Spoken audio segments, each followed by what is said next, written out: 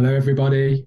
Danny Rivera here from Backgammon is Beautiful as your commentator for this Masters semi-final match between Ricardo Malas playing the white checkers and Misja Alma playing the red checkers. Both very strong players. Misja Alma is a G3 player from the Netherlands, currently living in Switzerland. Ricardo Malas is from the Lebanon, and I will offer some comments as we go along in this 15-point match. So hope you enjoy. Okay, so a great follow-up there from Misja, double three.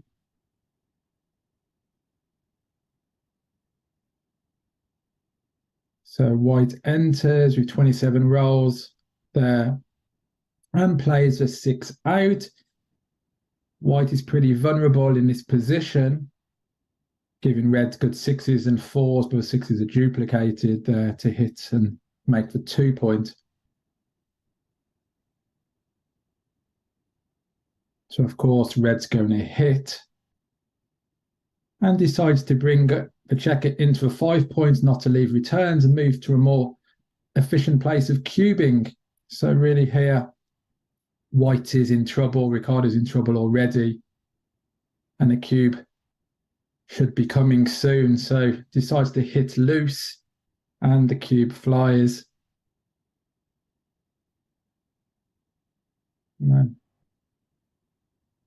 Looks like a take in that position. White has both checkers in, but there's another checker to pick up there. So there are some threats in the position. They're both playing quite quick. I will try to put some positions into XG if I can as we go along. So here, Misja makes the aggressive slotting play. Ricardo makes a 3 point, would of course have liked to have hit the 4 with the 4 there. Gives so double 6. So again, playing each checker and decides to make the bomb and leave, but maybe better to make the 4 prime in that position and then just split them back with one checker. A lot of prime value. And again, red's moving into a position where the cube is going to be coming. Hard to lose your market here when you have the 13 and 18 points. I mean, red, of course, could roll a double 5 or a double 4, but a long way from that. So an easy take. So white has both the checkers glued there, as Misja would say, and really wants to split those checkers against the prime structure with red. Red simply just wants to take this game home now. Simply wants to bring those checkers around safely. Okay, so red makes an interesting slotting play. It's a pure play, slotting the front of a prime, but again, very risky to get hit here against white's 3-point board. And now white can hit and also advance to the edge of a prime. So it looked a bit risky there. And white stepping up with both checkers is good, because if red hits loose, then white can anchor in a higher position. So red enters on the 4, looking to escape, and now has to hit again. So now red could end up with 2 checkers back on white's home board. So white comes in with a 2 and the 6 jumps out. Okay, so we have some duplication of 4s here, but red has those stripped points in the outfield. So hitting from those points would leave a lot of shots in return. 5-2 is a great roll, of course, making the 3-point board, the rack.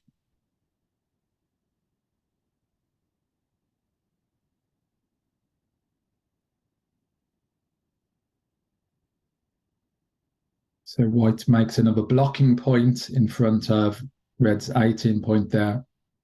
And red just brings our round slot in the back of the prime, only giving white a 1-6 to escape. Well, pretty close there, 6-2 here. So white could consider making the 4 point, but again plays quickly, leaving 3 stripped points in the outfield. Lee, very inflexible position for white here. Something's going to have to give, and sixes play pretty badly. So red is just looking to extend the prime. Once red has a 6 prime, then can slot from the front, hit white's checker, and maybe pick up another checker. Now that the cube has turned, there are gammons in this position. So red has a 3-2 to play. Obviously would have liked to have made the point. So is red thinking about slotting the front of the prime? Seems quite big. By slotting the front, it looks like an overplay. So here red has great diversification of numbers. There we've got 6s, 4s and 3s to make the point, the 3 point. So that's a point that red is aiming for there, making the 3 points completely boxing white in. And white is running out of timing here, going to end up leaving another checker exposed. So here, red brings 2 in. Again, the distribution is nice. You have small numbers there to make the point. And 1-6 is an excellent roll, probably white's best roll in that situation. Now, red is really stuck there on the 18 point, and white has control of the outfield, and white is building their board as well at the same time. So it's very risky, and it's going to be difficult for reds to get off at 18 points safely.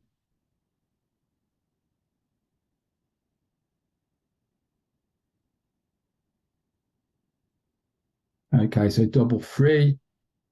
So here you count the race before breaking that point. If you're ahead, then you leave, vacate the 18 point. And if you're behind, you stay back for contact. So here we see that Misja is doing a count to see whether he's ahead or not. And there stays back for the contact value. And of course, as we said, Ricardo has some bad rolls here. So now we have the pay now, pay later situation where white could bring 2 down, but obviously getting hit with a 2 is very, very bad. White could make the ace point here or bring 2 in. I think it's better here to make the ace point, strengthen your home board, and wait to see. Red has better timing with those 2 checkers on the 7 point, so can play those 6s in and not leave any shots. And 3-2, a small number, is great. Still keeping that timing with those 2 checkers on the bar. So here white can decide to make the 6 prime and leave that shot. But again, it's just too risky to get hit here and leave any shots at all. So white goes down to a 5 point board, but now we will see what happens with this roll. So 4-5 again, a big decision on pay now, pay later.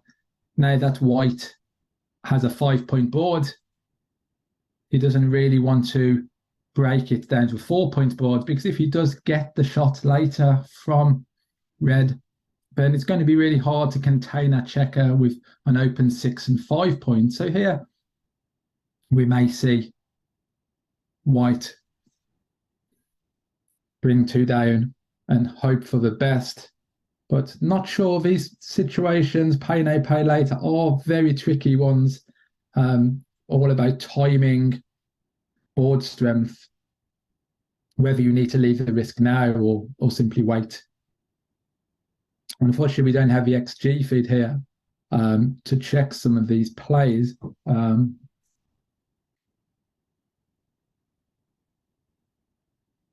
So again, white is just breaking their board even further here. And red now has to break. So Misja has to break. And now white really is just hoping for, some clearing double here, really looking to move. White's got a lot of wastage in his front position there with the big stack of checkers on the 2 point. And White owns a cube as well, so cube ownership in race positions is very good as well. You can nurse that cube and turn that cube when you have the race advantage.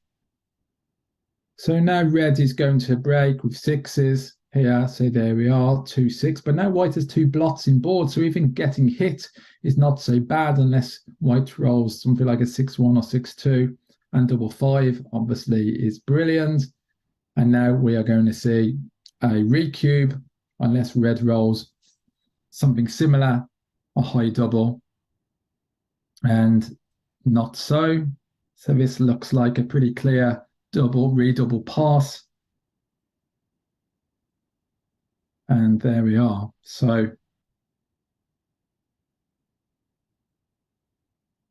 Ricardo takes the lead, but it's a long match, a 15-pointer in this undefeated semi-final. Anything can happen in these early scores. You can pretty much play them for money and then make adjustments as we get further into the match.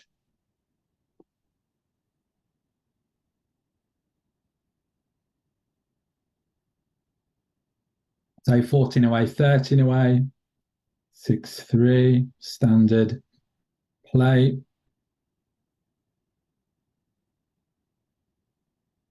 So Misja hits in the outfield, of course, deprives white of the builder in the front position, gets moving. And white here hits again. Of course, there are many options there to make the 18 points, to make the advanced anchor, but better to hit. And again, red hits back.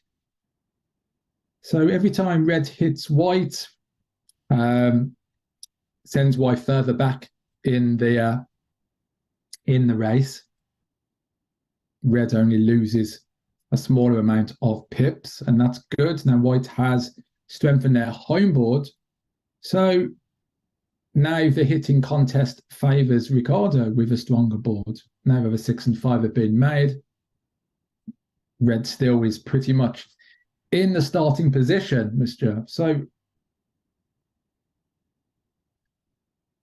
both players playing very quickly, not using much clock time at all. So red gets a 4-2 here. So deciding whether to make the hitting play here. The hitting also serves as a tempo. Stops white using a full roll to make the 4 points, unless, of course, they roll a double. So a good play here. So really Misja is in need to build their board, do something constructive. And now white can hit again, which is a pure play, slotting the 4 point. And now 4s are also duplicated here. You can see for Misja that he can hit, but then can't cover the 4 point as well. So probably best to come in on a 24 and make the 4 point. Here, Ricardo has also duplicated their own 4s by stepping to a 20 point and covering their own 4 points. So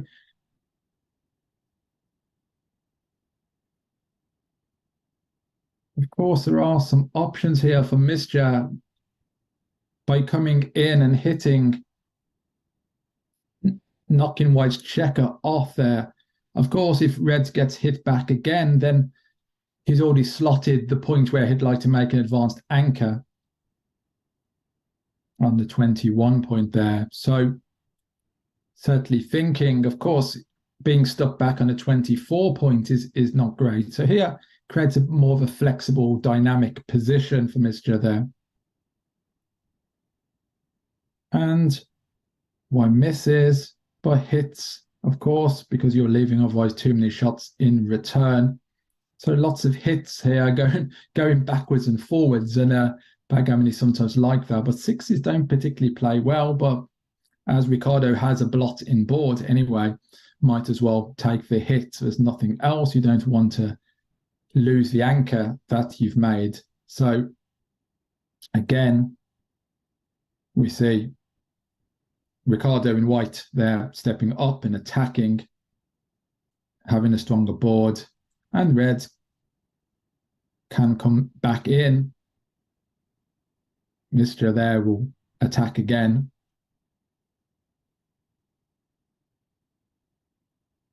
I then decide how to play the 3. So, of course, hitting in the home board there. I'm in the 3, but 8 to 5 is a consideration, but then you leave blots all over the place. Misja would like to use those checkers efficiently on the midpoint. You can see there's 5 checkers there. So really wants to put those to use. And I mean, this play here, 8 to 5, you break your 8 point and end up in a kind of back game with not much timing. So instead, makes a more efficient play of unstacking that heavy point here. And white comes in, Ricardo in and hits again. So many opportunities there to hit, of course.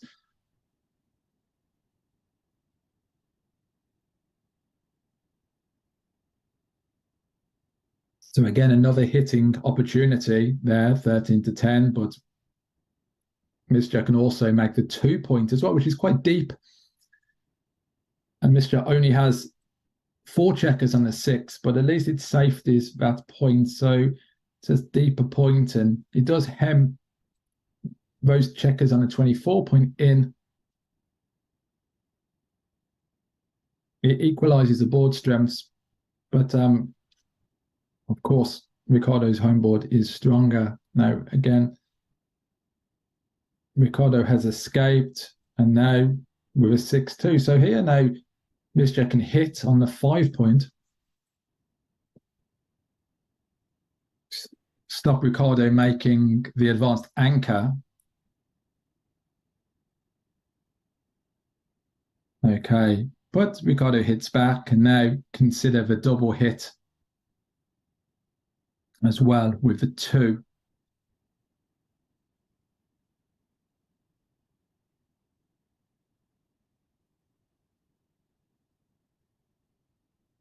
So even though there's only 7 checkers there in the zone, so it's quite a very weak blitz, you give your opponent fewer entry numbers there with 2 checkers on the bar. And now we can see Ricardo rolls a 4-6. So obviously enters on the 4, plays a 6 out to there. Improves the flexibility slightly there by coming out. So again, red is going to have to start moving those checkers from the back into the outfield. So white does want to have some outfield control there, kind of ready to attack. 6-2 is a good number to jump to the midpoint. And then 4-1. So makes a 20 point. But you can see here that Ricardo has a very stripped, inflexible position. So 4 points made there, you can see in the outfield, and all of them are stripped besides 1 point.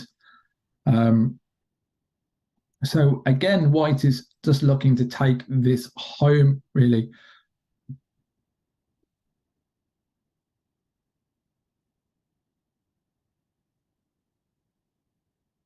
Okay.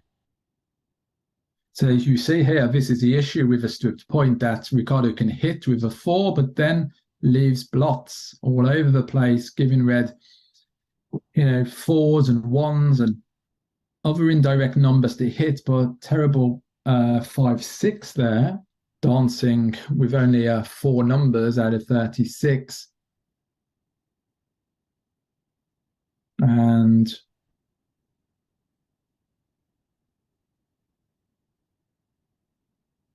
Ricardo likes to remake the 8 point there. Very good. Bit more structure in the position.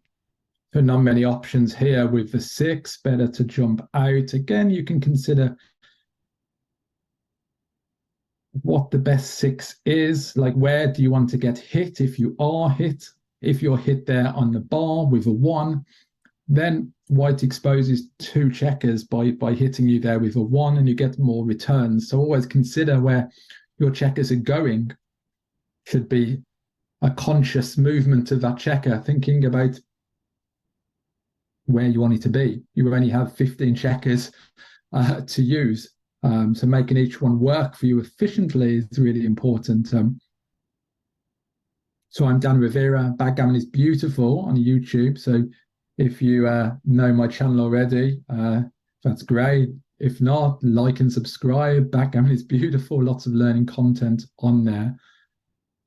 So White has a 3-2 here to play. Again, not that many options, but steps forward, breaks a contact. Again, looking at the race in this position, deciding whether it's right to go or not to go.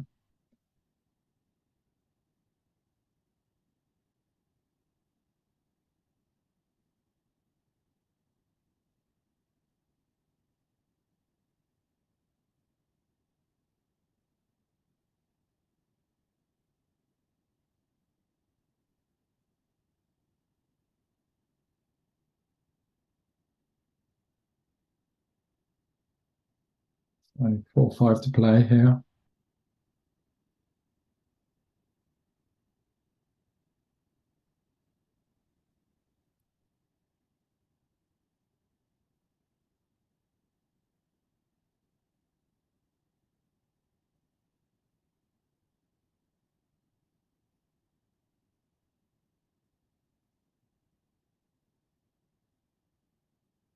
So the battle really is taking place in the outfield here. Who can control the outfield?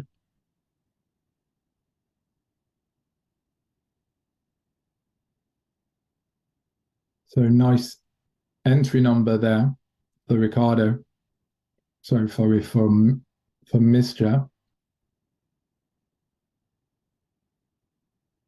So Ricardo has a 6-5, which is nice. Uses those 4 checkers to make a point, and that is good. 6 away from the anchor that Misja has there on the 21 points. So can't run off with double sixes, for instance. Want to try to block those points at a 6 away, restricts your opponent's movement.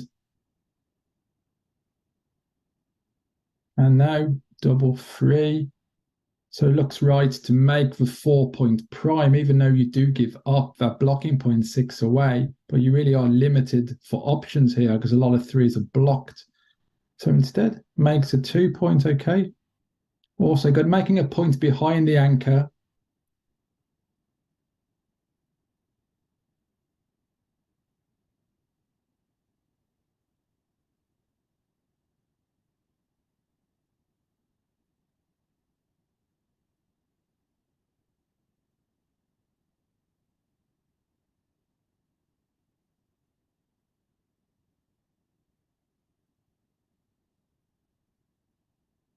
Okay, so 4-5.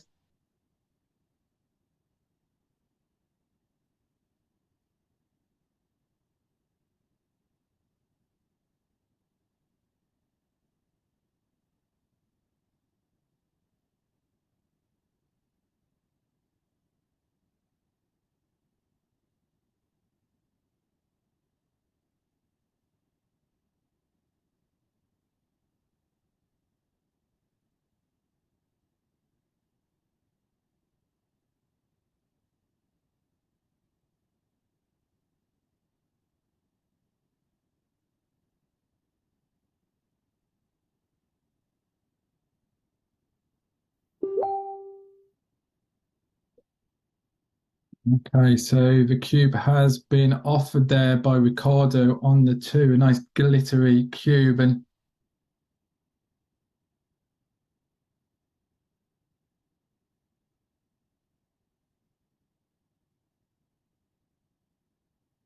so we can see whether, try and look up the cube there quickly if I can. Both players playing very quickly.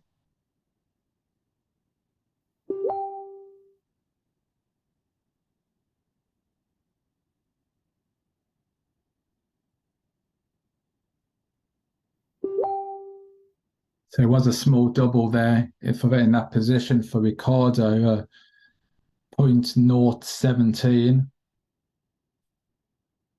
So well found, almost a borderline cube decision.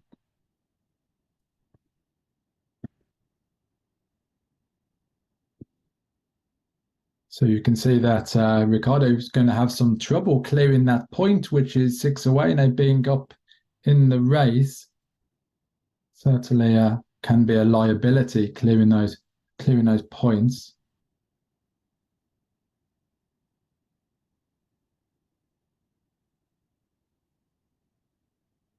We can see. So Ricardo is massively up here in the race. So at the moment, the pip count is, let's just look at that quickly. So 94 for Ricardo and 149 for Misja. So huge race deficit there in the position. But Misja still has that contact there. Ricardo has a very inflexible position with a big stack of checkers there, 6 away, which is good when you're behind, serving as a blocking point. But certainly when you're ahead and ahead by as much as Ricardo is, that it can be a nuisance.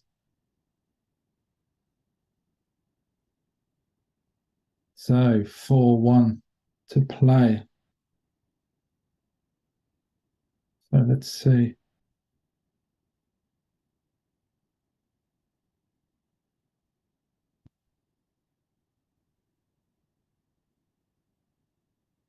So 4-1.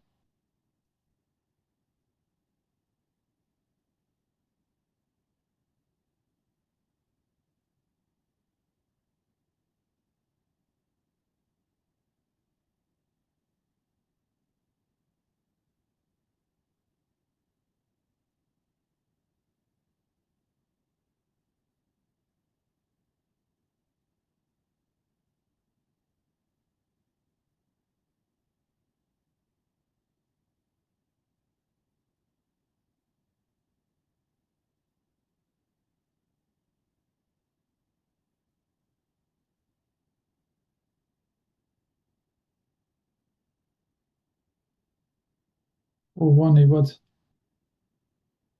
Did look right to hit there on a 4-1.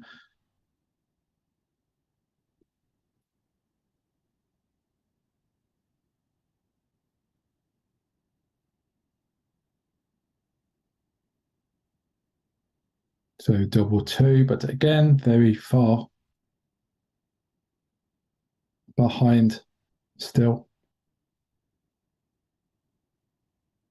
So Misja looking to make the board, then wait for a late shot. Or for a recube. But not looking that likely.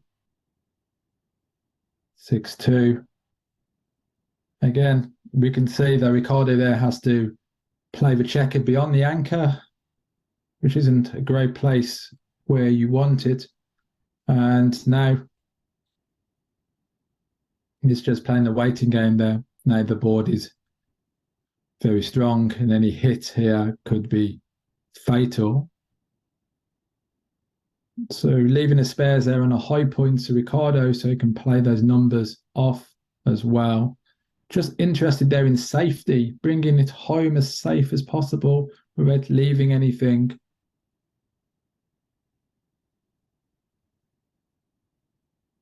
So now you see that once Ricardo has made this play with 5-2, now many sixes leave a shot afterwards. You can see how those sixes would play, where white would be forced off that outside point and giving Misja a direct 6, 17 shots is just a lot. So that blocking point there has really proven to be a bit of a sticking point.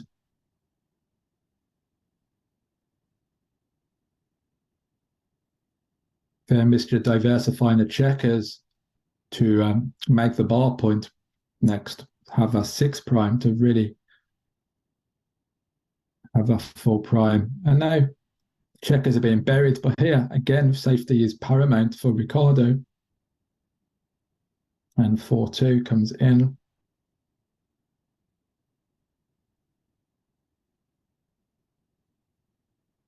And 5-4 with a brilliant roll for Ricardo, bringing those both to safety. And Ricardo's not going to leave a shot with anything here. So this is a zero position, as Mitchie would call it. So no shot levers here.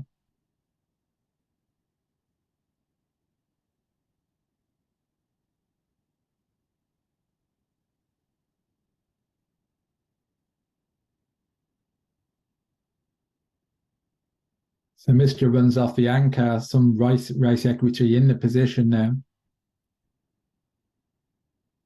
Of course, doesn't want to play a checker to the ace point there. Happy to keep one back and not create any wastage.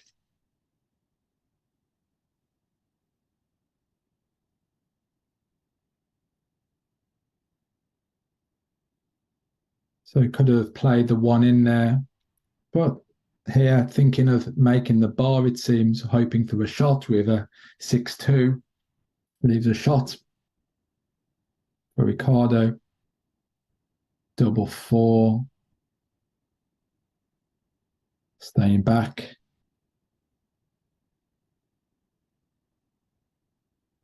5-1.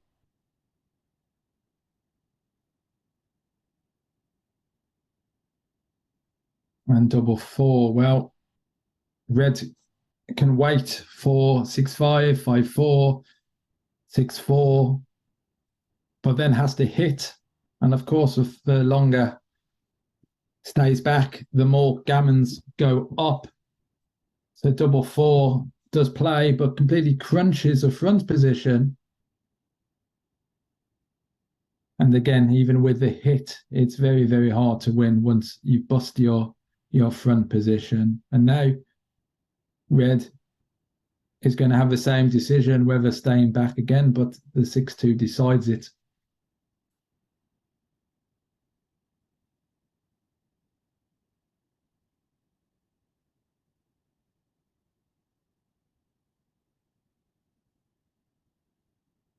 Okay, so the gammon is saved.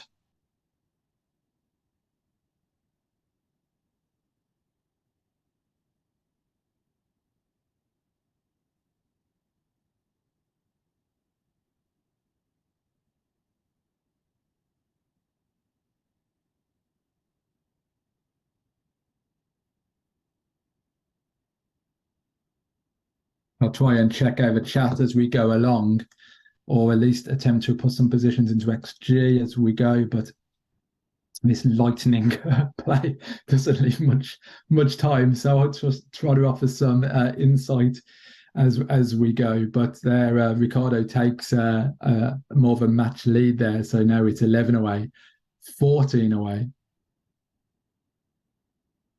So double two plays down.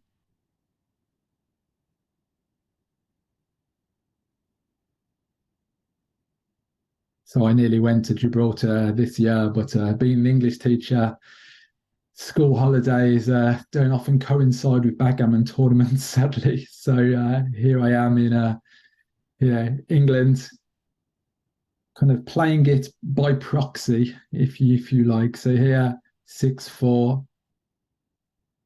So a lot of options there. Whether you make the bar, you can hit, of course, making it 2 points, and obviously there's a running play. So we're off three different game plans here, working out. Now, Misja here has a priming structure with a higher 4 points made. So making a blitz play by hitting the 2 point is quite weak. Here, the run is not really duplicating anything with the twos. So it's a tricky one when you have so many good options. Making the bar plays into the game plan there of continuing the prime, but does strip the midpoint. So the running play.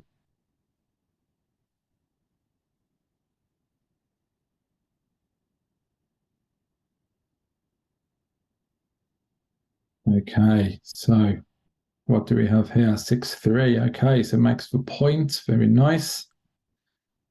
So Ricardo likes to have the stronger home board because when he decides to run, he gets hit back and he gets those returns. And obviously, more points made in a home board means that you have more chances of dancing. So now this is good for Misja, makes a rack formation, and double six is a little bit awkward there. Like, I think Ricardo may just make the ace point here, has 10 checkers in the zone. So certainly with the blots strewn around the board, certainly looks like it's a good blitzing play. 13-1 with 2 checkers. And then if red dances, then certainly can consider cubing, but not sure really here whether that's right. Okay, so instead leaves a blot, so without a direct cover. So not sure I like that play too much, but obliges by dancing. And now Ricardo can't consider the cube here. So 2 indirects equal roughly a direct. So but maybe playing on for 2 good, but with the open 5 point here, Misja can just re-enter as we see there straight away. So may have missed a cubing opportunity a bit earlier. But of course, with the match lead now, even though it is a longer match, wants to be a little bit more circumspect in providing those cues because, of course, the re-cube big. So now the cube has been turned and okay.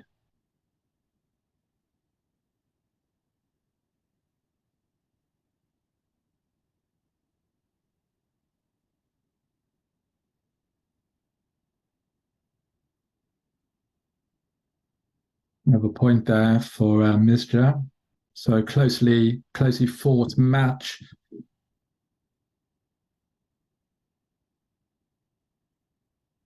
Okay, so make the point and hit.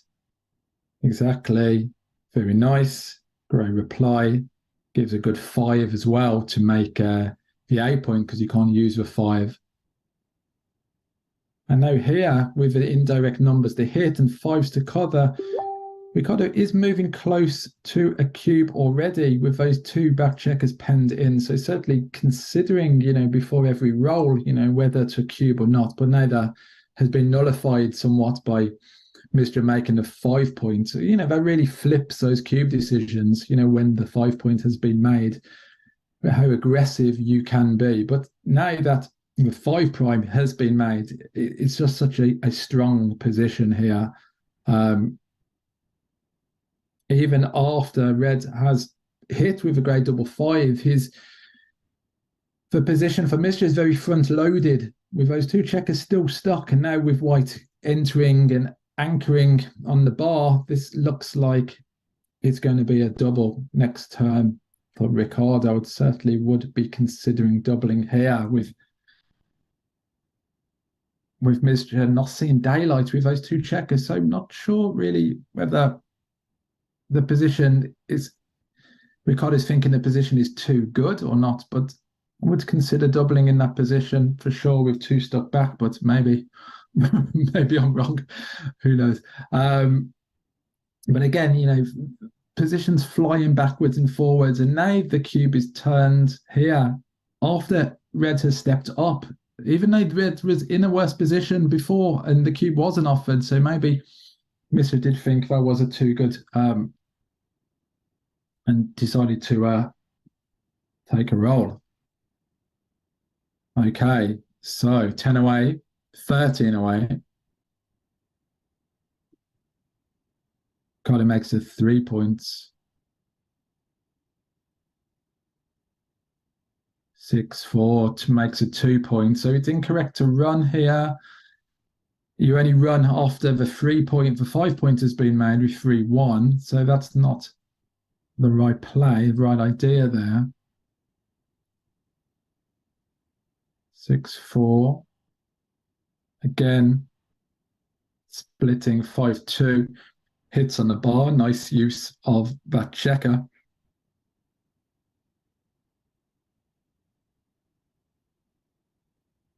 Five, six hits back, deprives Misja from making that bar point. And red comes in, attack, attack.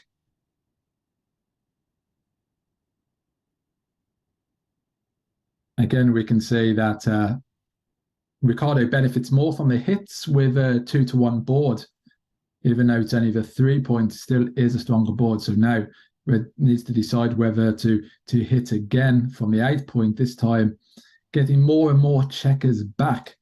Of course, the level of complexity goes up, more checkers back, tougher decisions. You don't really want to be getting into back games where gammons as well are high.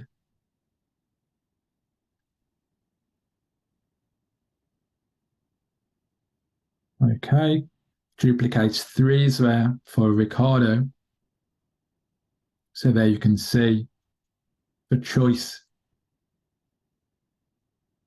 So always good to consider how those numbers play and how you can duplicate them across the board, because of course that 3 was useful to hit on the white's 5 point as well, but made the right move there, hitting and continuing to the midpoint. So doing two good things instead of one good thing usually helps you find the correct answer.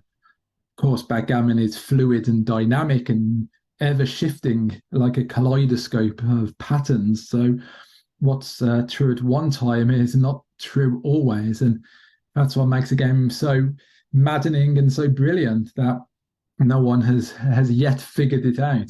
People have come close, but no one is playing it at 0 PR yet.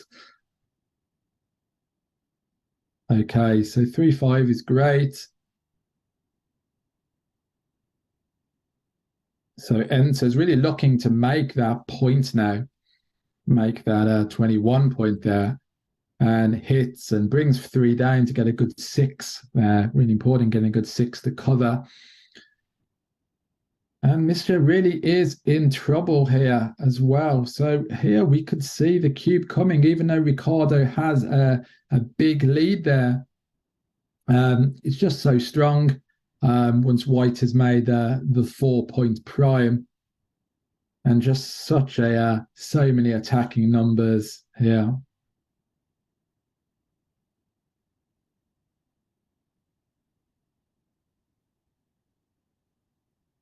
So hi Alex and hi Simon. I'll try and check the chat as and when. Greater work you guys are putting out as well on your channels.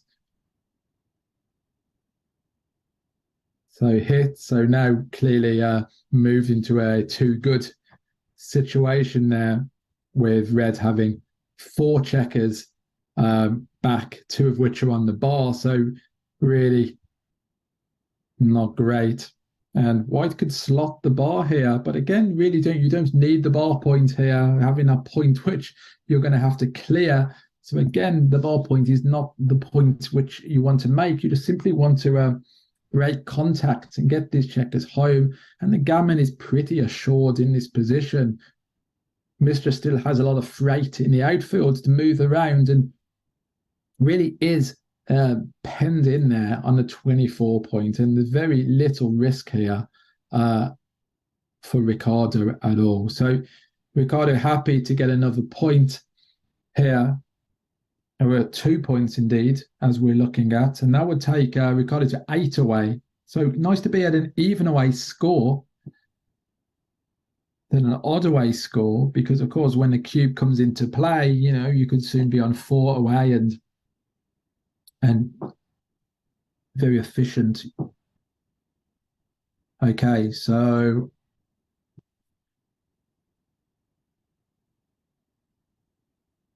so 5-3 in. So there, BC Misja has made an inner board point, but again, whether or not Misja just wants to get as many crossovers as possible and get them in, try to kind of run off the gammon, but it is looking very, very unlikely. So 6-5 is an excellent roll. really bringing one of those checkers out. That is important, not getting those all stuck. And white here bearing in against an ace point game, so danger numbers are fives. You can see where that is. So looking to clear that 6 point, and not leave any shots, because we've all lost ace point holding games when we've been ahead. So you do need to be cautious. And Mitch's Opening Concepts is an excellent book. So Endgame Technique, which I'm referring to for ace point holding games, but both very good books. And it's a new one as well. Lots of great teaching in there. And I did have him on my channel actually, and talk about the butterfly anchor, which is one of the concepts he outlines in Back Checker Strategy, which I recommend. Back to it. Try not to get too sidetracked. Everyone's got a new book. I know Dirk Schiemann is going to be releasing a new book on hitting later this year. I know Nick Blazier is working on a book as well, another book on cubing. Thomas Tenland on third rolls. And Mark Olson has just got a new book out, How to Not Suck at Backgammon. So lots of new books coming, a big emergence of books and blogs and boards, all the bees, lots of movement in the backgammon community. So here we can see that Ricardo has left some shots with doubles there, and 6-4 as well. Not so good, 5-4. So decides to double and not take the risks, or an easy pass, and may have been worth just playing on there. But if didn't want to risk leaving one of those bad rolls.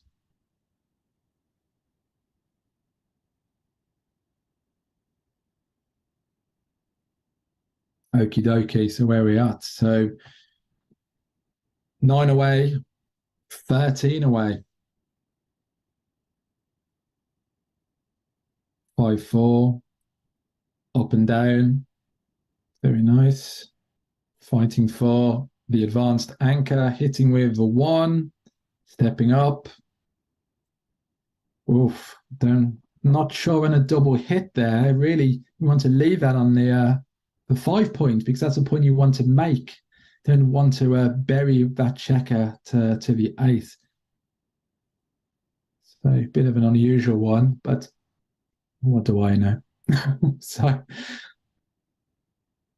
6-4 the red. So here can make the 2 point, looks right. Otherwise, you're leaving blots, and also very stacky at the moment with the 6 and 8 points. So really wants to efficiently use those checkers. Always worth considering how your checkers are displayed over the board, if you like. If you have more checkers on some points, then you want to put those checkers to use to get a more flexible position. So white runs with 5-2. Not really much else going on there. Okay, some cocked dice there. Wow. So I hear the baffle box advocates champing at the bit there. Won the call, but lovely. 5-4, where are we? Try and focus on the match, try and get lost in creative expression. I mean, I am an English teacher, so I can't be fully blamed for some flights of fancy. And double 5 here, bam, bam. Again, some options there, whether to make 2 inner board points. But it's nice having the 7 and 8 made, because if red enters there on the 1 or 2, but again, the match is going at a full clip at the moment. Things moving really quickly. And now here, okay, 2 on the bar. So red had finally made a run for it, but didn't make it very far before being pushed back there. And now white has great distribution there. So looking here, white has 12 checkers in the zone, and you know that because you can count the 3 on the other side of the board. So very strong position, and red again in danger here, real danger. to just get crushed. And that is a crushing roll. Bam, bam. 2 points, probably the best roll there Ricardo could have got. And red only has one roll to enter both checkers, which is double two. So, yeah, hope Misja is praying to the dice gods at the moment. Now, white just wants to get those checkers moving. Doesn't want to roll a double five, for instance. So, got to kind of think here.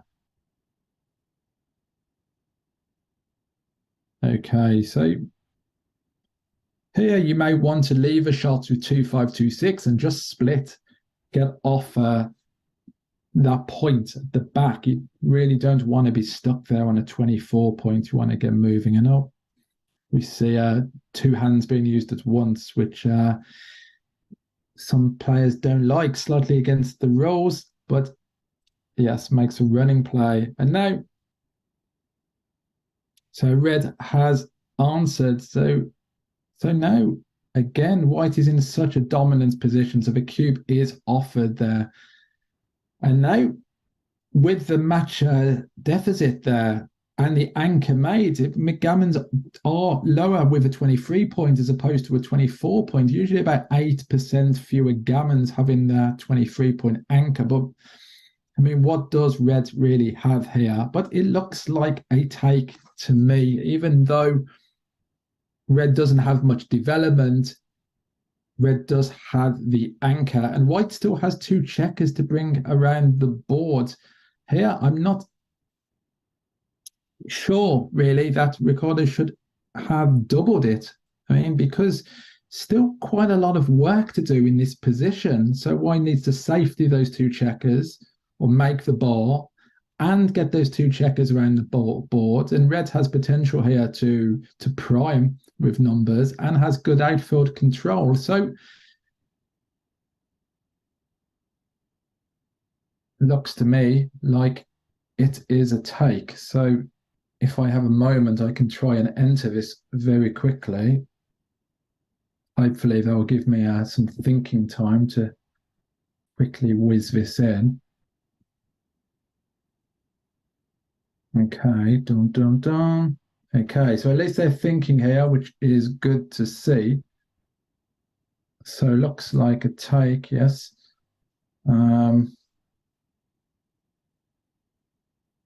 Okay, so there. Just trying to set up the position before it all whizzes along.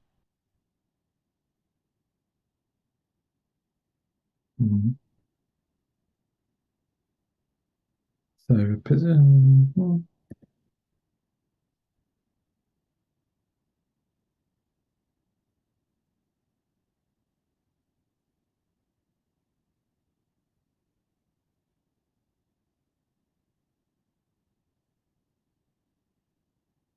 So it looks like a small no double in that position that we just looked at. Big take, of course, with the anchor made, but just on the borderline there. So not a big mistake.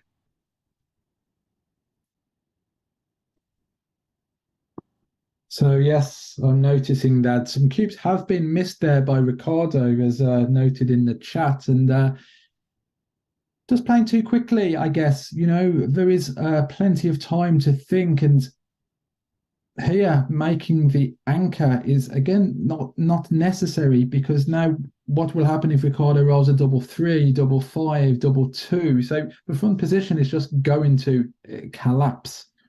So really, for mobility, wants to move. So a lovely roll there for Misja, making the point. So now really wants white to enter on a 24 point, wants Ricardo to enter. But 1-6, again, in and out, just needs to get moving. So I would be moving that back checker out for 24, because you really do not want to get stuck here. The timing is really poor. Now here we can see that Misja will probably bring two down, really wants to make that bar point. I'm not sure about this. You really need to have control. Even slotting is probably too big, but certainly trying to make the ball point and really get stuck. So double six is a killer. Escapes, hits, does everything. And now Gammons are alive and well after that joker there. So there was a small window of light there for Misja, but yes. Something I've tried to teach myself to do, just to slow down. I mean, every decision is a cube decision. I think Dirk Scheeman said that, but it's very easy to overlook that and make plays. And I played Dirk Scheeman recently and missed a bunch of gammon save plays. And again, I was playing too quickly. And in retrospect, some of the plays looked obvious, but of course, in the heat of battle, you can miss these plays, and some of the plays you miss are crucial. So backgammon is a race, but it's not a race to who moves the fastest. It's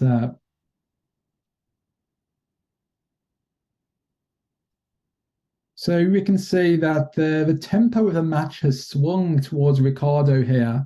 So really, Misja might want to take a break after this match, after this game, just break the tempo a little bit, go and refresh and come back.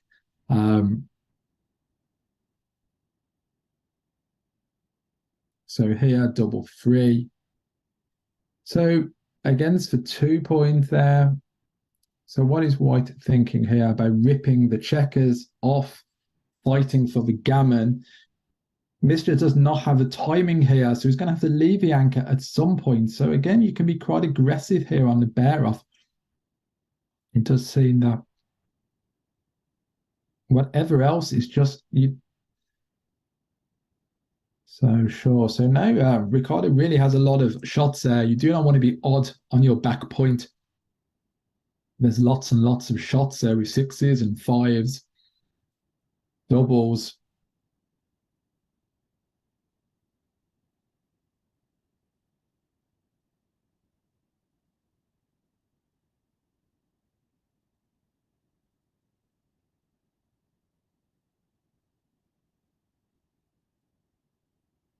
We've got 64 people watching, listening to my dulcet tones.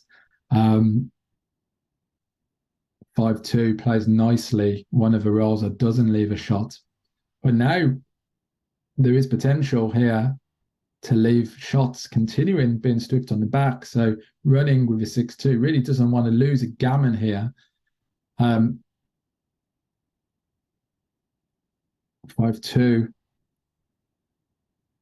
So again, Ricardo hoping for a big double here to get off. So nice, clean crossover there, playing to the 6 points, no wastage at all. So now, so 8 too late, 9 just in time. That's an old Benjamin rule about when you should go and when you should stay. 8 too late, 9 just in time, going when your opponent has 9 checkers. So here there is still gammon potential. Of course, if Ricardo rolls a double, or even Misja could just roll low numbers.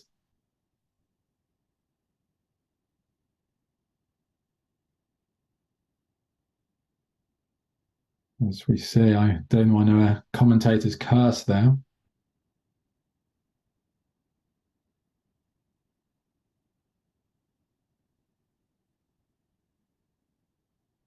So 5 or 6 is here important, but of course 5-1, 6-1. So that cuts down the amount of numbers and just saves the gammon there, but very, very close there on the gammon save. So now it's 7 away, 13 away.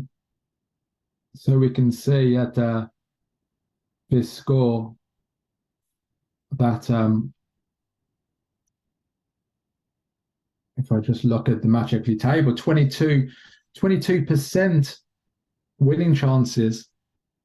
So the break has been taken, which I thought would be the case. So I'm just going to take a little break, get a cup of tea, as we like to drink in England. Thank you. I hope you enjoy the match. I will be back in a short moment.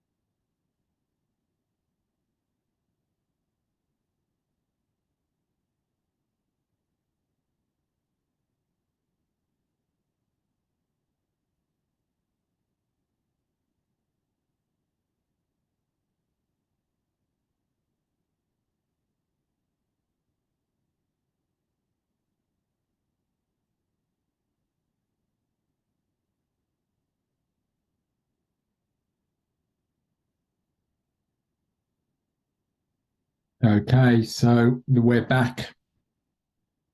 So Dan Rivera here, background is beautiful. Ricardo Malice, 7 away, and Misja, Alma, 13 away, can be a lot more aggressive with the cube trailing there in the match.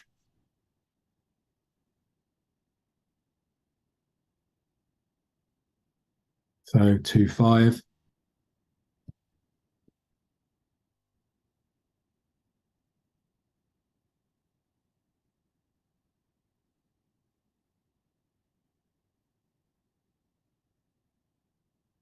So the double hit is an option there with 5-2 with a stack on the 6 and 8 point there, the blitzing structure. You can make the double hitting play. 3-2 steps up.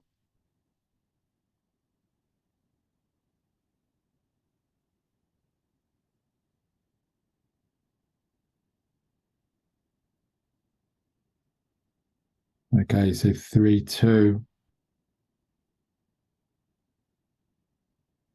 So you'd like to play the 2 down, 13 to 11, stepping out to duplicate the sixes there. You can see for white to hit on the bar, make the bar. Always looking for those plays. And 3-4 is not so good. Here you can sweep it around to duplicate the fours, playing to the 11 point. Of course, you can hit with a 3, but then what are you going to do with a 4 afterwards? So looks to be like you'd play to the 11 point. Of course, when you make duplicating plays, then you give your opponent tougher decisions, because when he does roll that number, it means that he has a choice of what to do. And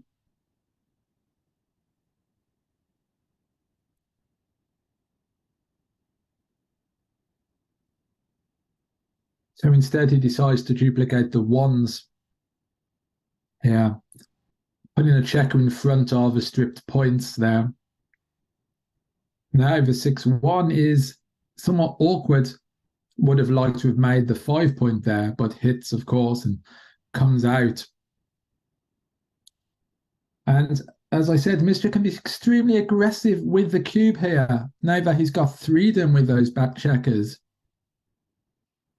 really wants to keep a close eye on the race. And now Ricardo should consider anchoring here with a 3, with the match lead, wants to stabilize the position and reduce volatility, not encourage it. And now you can see just blots all over the place, very vulnerable. And now would like to make the 5 there. But again, this 3-1 has a lot of options, and it's just worth slowing down, thinking about what they are. What is your second best play? Do you need to make the anchor there?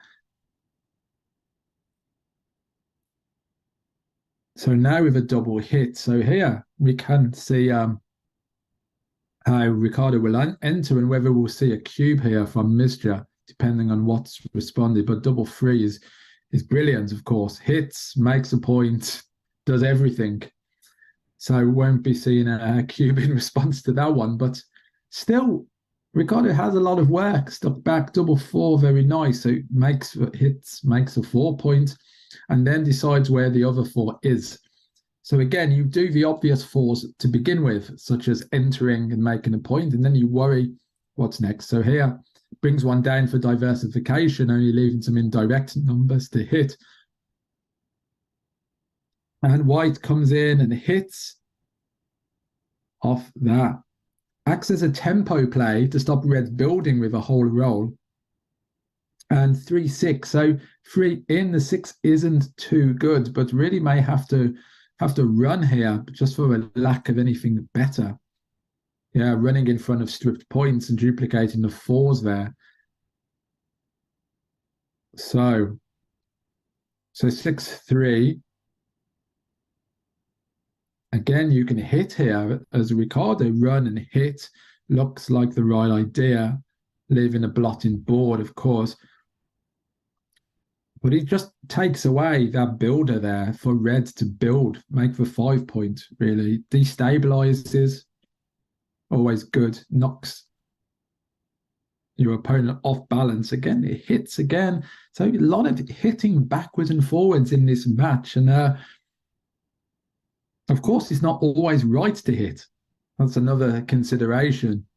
Sometimes when you're ahead, you don't want to hit. You just want to anchor or play safer, not leaving blots exposed. And Ricardo, with the match lead, does want to play something more conservative, whereas Misja is looking for contact, looking for volatility in position, so can get a cube and win a gammon and claw back that lead. So 5-1. So again, nice role to play that. So 6-5. Again, it's pretty awkward to play. So how will White make this play?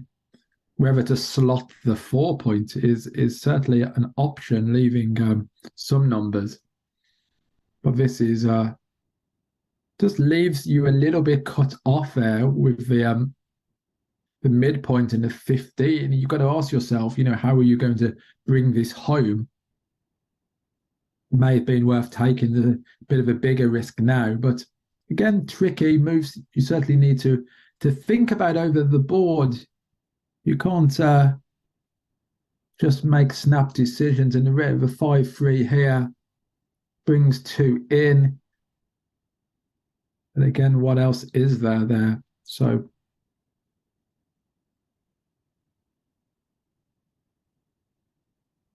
2-4. So again, we can see now with these inflexible strip points, as we mentioned for Ricardo, what is he going to do now? Is he going to make the point and slot the ace? But then if he does that, what will he do next turn? And now running in front of a blitz position there with 11 checkers is pretty dangerous. But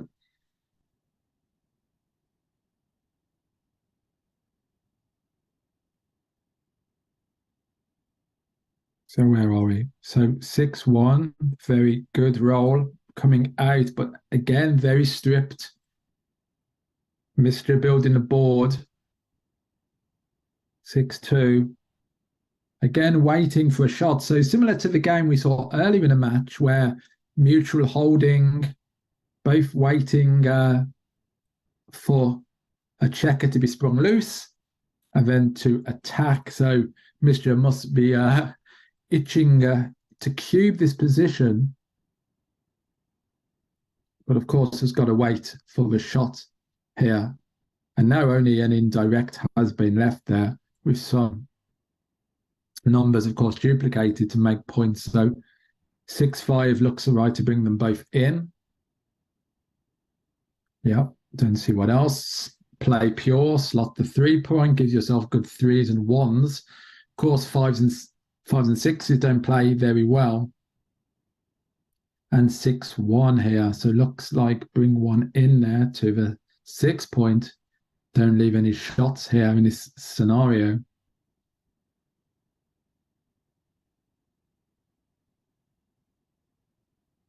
Okay, superb hit. So now we're going to see, well, it could actually be too good on a dance with those 4 checkers to be moved around. So certainly, is it too good here? Might be worth taking a roll. We've got 27 plus covering numbers. And then if White does enter on the 24, can always cash it then. But there are gammons in this position, and White, of course, could enter badly and leave more blots in the outfield. So this is what Misja is thinking about. Whether the position is too good or whether it is just a cash here. Certainly, I would not be taking this as Ricardo with a match lead. You just let this one go. Well, there's no harm in playing on. Okay, pretty easy pass there. So certainly thought about the too good situation and may have been worth taking a roll just to see what happened there.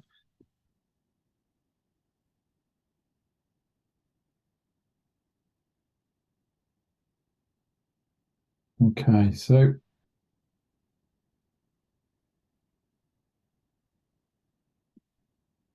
okie dokie. Another point. Creeping up. 6-2, hitting, fighting for the good points in the early game. Always deprives your opponent from making that anchor. Hits.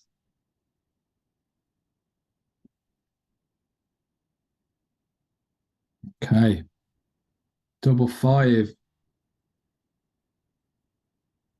There's that option. There's the option of making the ace point as well, of course, but it looks right to deprive your opponent of that anchor. And comes in. And now what with the one? So stepping up with the one there. So 5-3. So make the 5 point. Also, you can consider there, of course, making a five and hitting on the ace as a kind of tempo to pick up that other checker. Again, you're looking for gammons here when you're behind. So very good. So hit. Now you can decide whether you want to make the 4 point or make the 2 point. And again, here you should be thinking about the cube. So what happens? What is your cube action after this?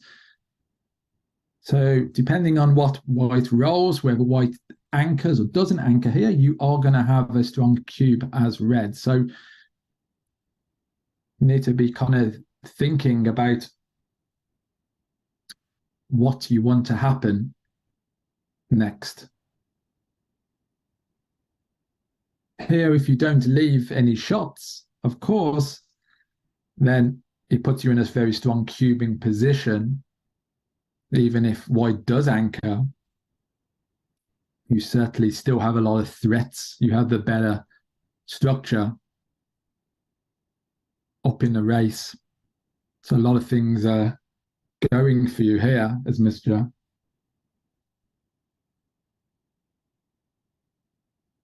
Hi, Marion.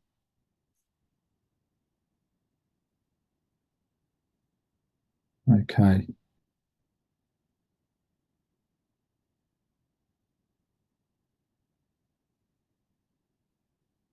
Okay, so 1 and 6.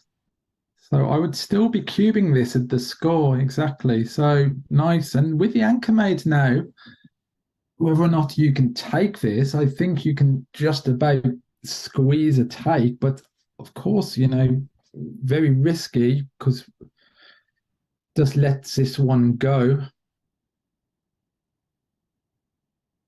course, there were some numbers there that made the bar. Again, we can look at the factors in cube takes and passes, whether or not you have anchors and how high the gammons are and your match score. I've made videos on cubing, so it makes the aggressive slotting play there being behind the right thing to do. And double four is great, makes a point, makes a 9 point over 4 point. Okay.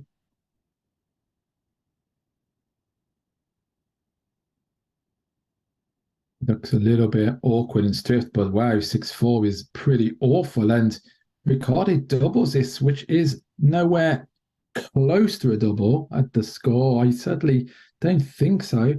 But it has some threats with the 6, but I certainly would not be doubling this. Maybe for money, it's a double, but at this score with red having the anchor, it does not look to be the case.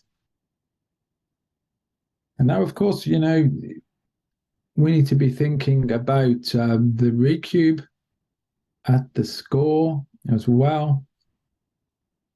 Opponent having a higher take point, being ahead in a match, which means you can cube earlier. And slots with a 1. Very good. So now you see that Misja is playing a 20-point holding game with a goalkeeper, and you can take pretty deep in these positions. And now exposing a blot. So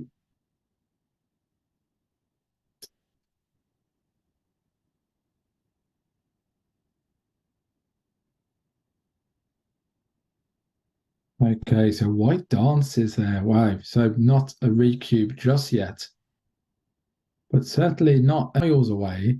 Um, so it makes a 20 point with a three, just stops white rolling double one, double two, double three. Some doubles to crushing number and six down. And now,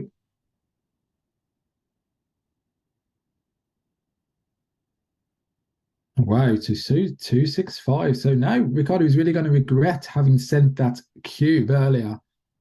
So now double six, we can see what's going to happen. And now the recube will be coming. Let's see what happens if Ricardo enters low. Okay, enters with double four, so it's a pretty good roll. Well, this is an interesting position now for Misja. So a lot of attack potential there. Alpha Recube not looks definitely worth thinking about, but decides to wait a roll and now hits to prevent attacker blot. Yes.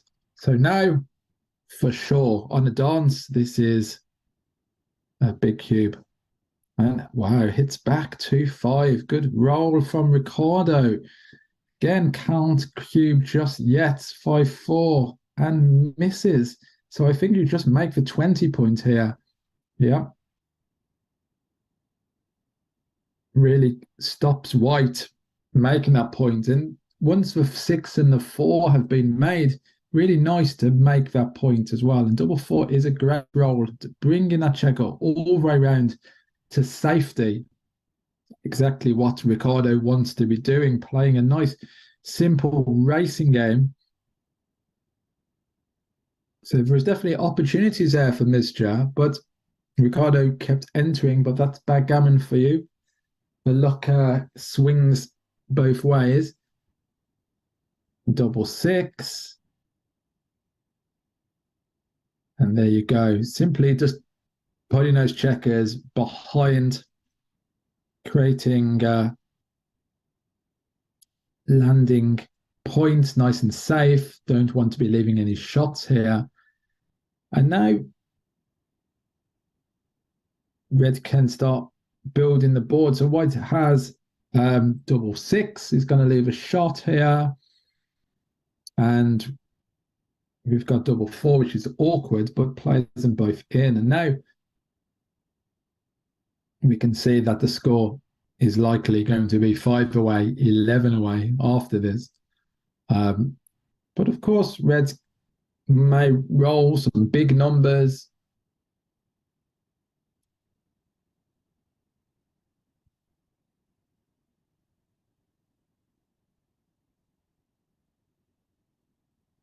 So, okay.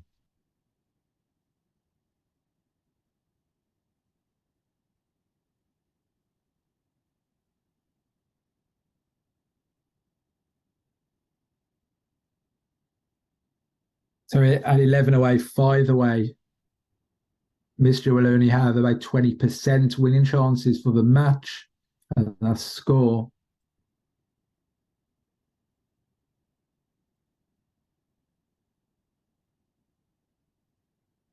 So taking a big lead in the match there, Ricardo, from the Lebanon.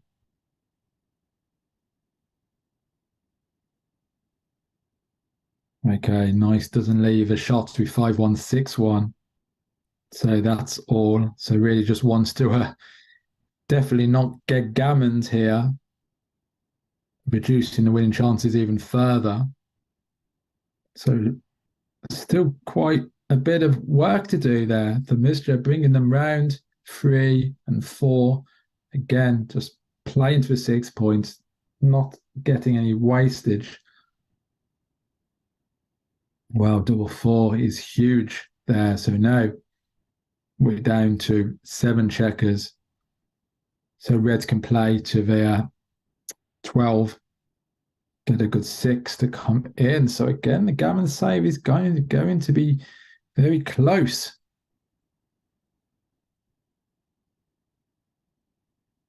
Very, very close indeed. Okay, so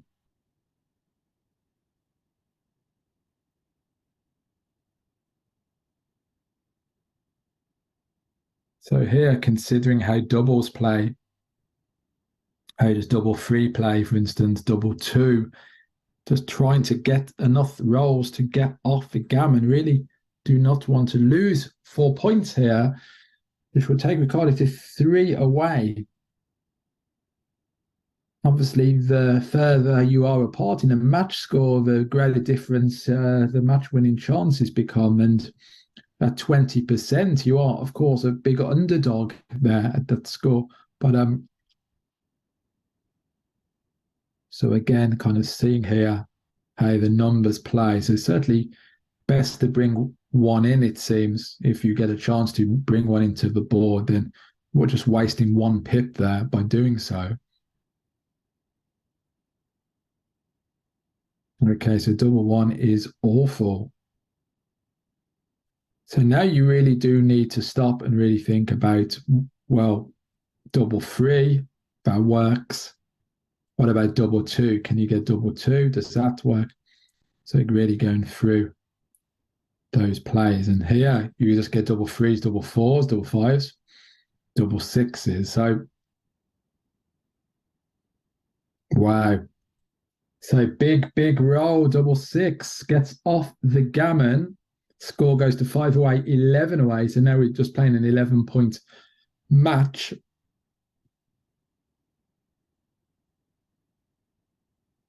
So very interesting.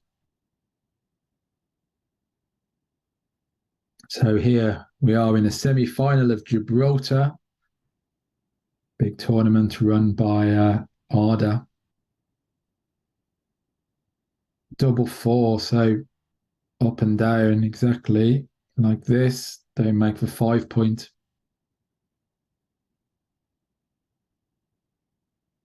So that's cocked. Roll again. 5-1. So can make the bar point there. Of course, you don't want to give Misja any doubles there. Double one. Slots of 4 points, nice and pure. Slotting the points in the order you want to make them. Another key concept there in backgammon.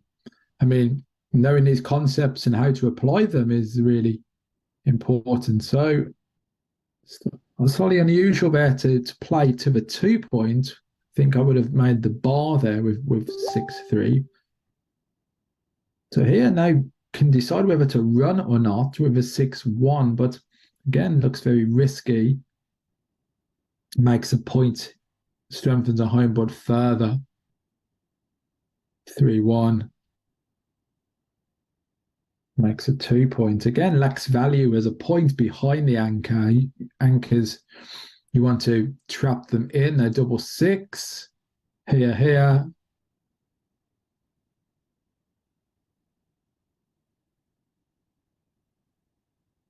So that configuration of the checkers on the 13 and the 14 can be really tricky, difficult to clear. I would certainly bring them round and leave a 2 and then double next turn.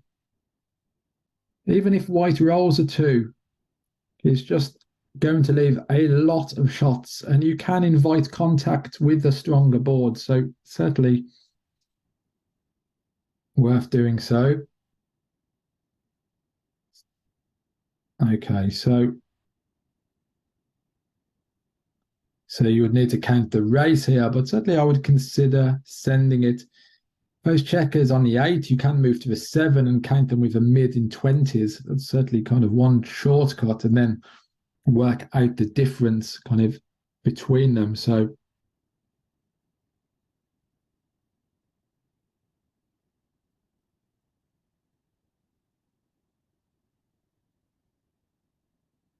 there we are. Again, you can cube a lot more aggressively when you are trailing so much. So certainly worth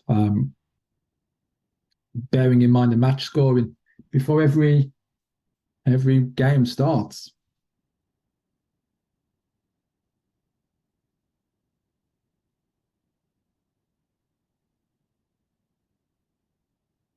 So double three, breaks, clears the contact, brings two in from the 8 point.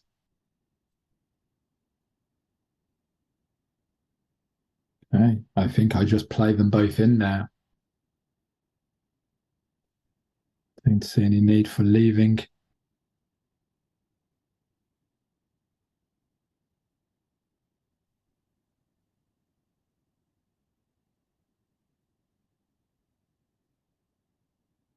Double five, four in.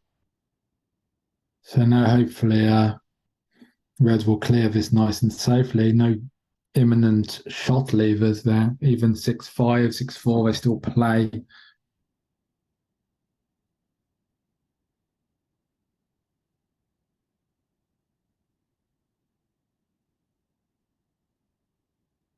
There you go.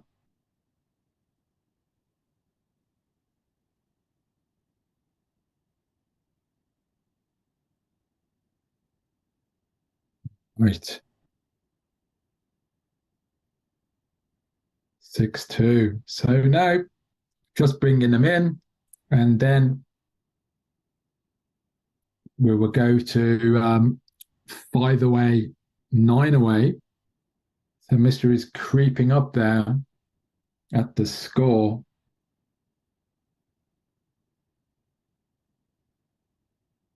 27% winning chances, 9 away, 5 away.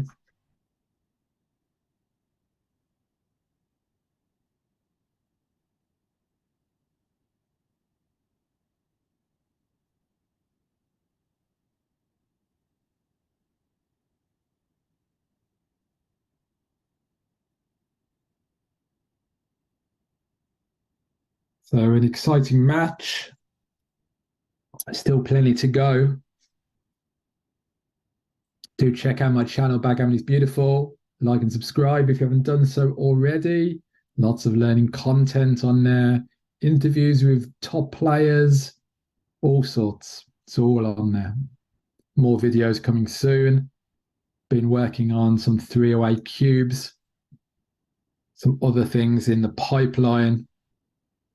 So trying to just create that bite-sized content, little 5 minutes of backgammon knowledge, help you improve your game a little bit further.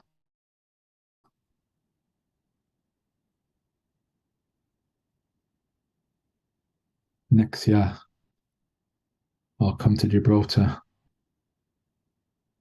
Stronger UK contingent this year as well. A lot of top UK players there at the tournament, as well as, of course, players from other countries representing, all on that luxury ship you see in the picture. Very beautiful, good prices, all expertly run by Arda.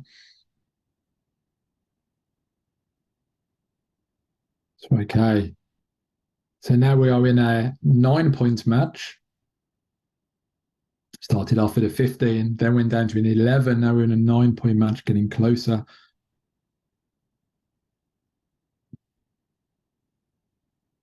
So the cube volatility obviously becomes more important there when the match gets shorter. Certainly when we reduce down to a 7 point or even a 5 point, then the take points are really key and very easy to make mistakes in cube adjustment at the score. So hit and two down, lovely. So okay, they're talking about something. Maybe he played too quickly, didn't see what was happening. Okay, looks right to me. He's questioning the move. Obviously, he doesn't like having two in a bar. Accepts it, but now we'll see what the entry is like on this. Say 4-1, 2 in.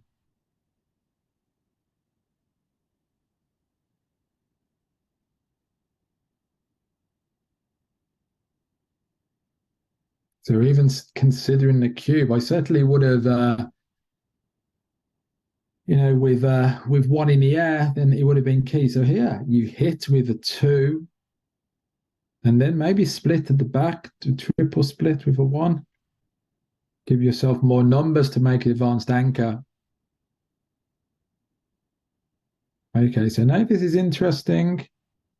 Makes a 23-point anchor, but not red doesn't have a blitz structure, more of a priming structure here. Might have been better to make the 11-point. So this is interesting. So if red rolls a 5 and makes the 8-point, is that a market loser here? Certainly. Now we will be seeing a cube unless performed. So double 3 is a great return for red. Still has great numbers here. So any 5 is really strong, making a point. So you can cube from the bar in these situations. And 6-2 is, again, really needed there for Ricardo, hitting with a 6. Stepping up with a 2, leaving a double 4 here. Maybe not necessary against such a strong board, but gives better numbers to make the 4-point. 4-3. Well, you can get off a double 4, or you certainly don't want to leave it now because you leave 2-6. So safety, that's one, and maybe play that or bring the 3 down potentially. So 2 and 3, and you can still see that Ricardo is stuck there, needs a 6 to get out, but only a 6-4, 6-6 runs at 1 back. Another double there to Ricardo, and 3-1. So now what? So not great. Maybe playing to a 6-point. Certainly very dangerous there to split from the back. Give a lot of attacking numbers there. And of course, the numbers will play a lot better as well. So yes, you just bring that one in, I think. Let's just see what happens next.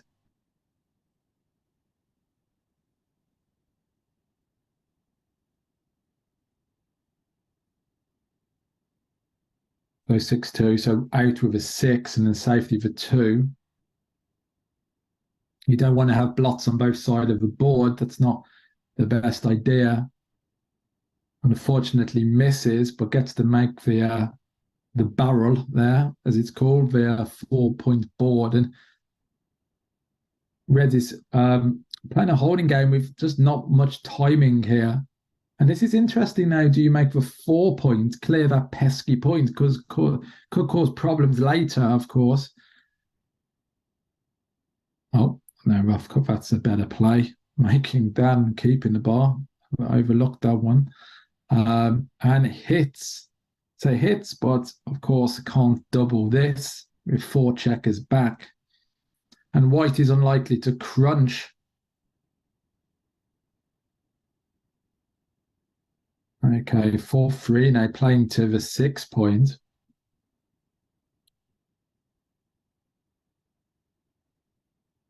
So what else do we have? 3-6 dances again. So red really needs something good here. So 6 needs to run out. Love to make the point, but just needs to get out. Better timing. Otherwise, the front position is just going to collapse. Of course, would love to make the point there, but then what? Yeah, have to go. Timing, again, another important concept in backgammon, making sure you don't crunch your front position. Ricardo continues to dance. 3-1, stepping up. And now the 3 is interesting. You can come forward and duplicate the 2s that white needs to enter. You kind of like leaving that checker there because you want to make the bar point. So I would have probably stepped up there from the back with a 3. Continues to dance. Not so happy about that. So steps up your one, now comes forward with a three. Okay, so really it wants another six here. Timing still not great. So one, four plays over to the 1 point. Just about plays. Can't double it yet. 3, 4. So now hitting with a three. Interesting there. Like I like the hit, maybe, if you're leaving a six shot anyway. And also Ricardo has a blotting board, so I probably would have hit there with a three on the ace point. Here you've also duplicated your own sixes. So Misja needs sixes to escape and sixes to hit. So that's not usually the best idea.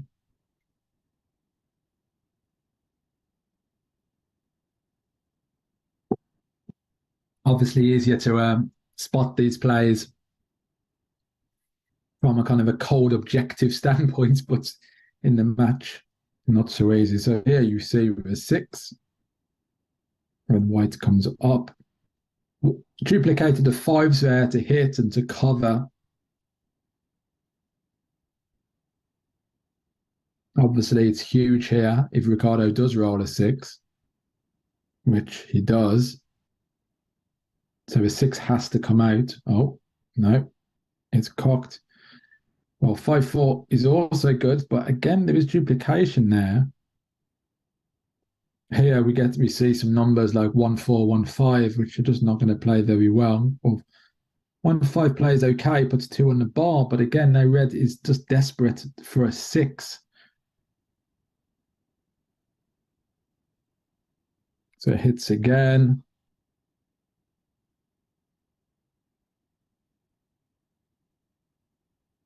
Okay, so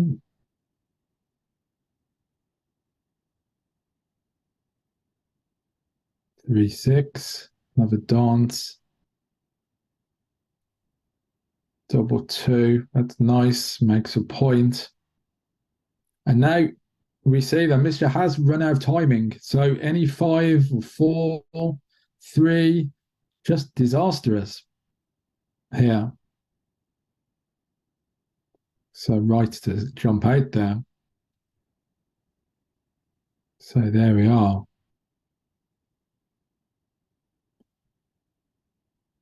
Now the position is interesting because even though Ricardo has a big lead here, can still consider cubing now that Misja has lost the 6 point. The board is crunched. He has four back. Certainly consider whether it's too good or to double the position.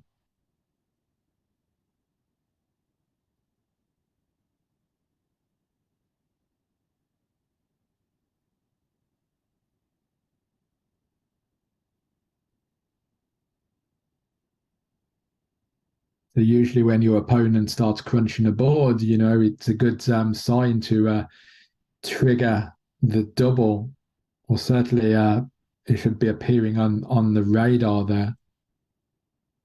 So 2-1 plays nicely there, just remakes a board. Of course, there are some shots here as well, running out of timing.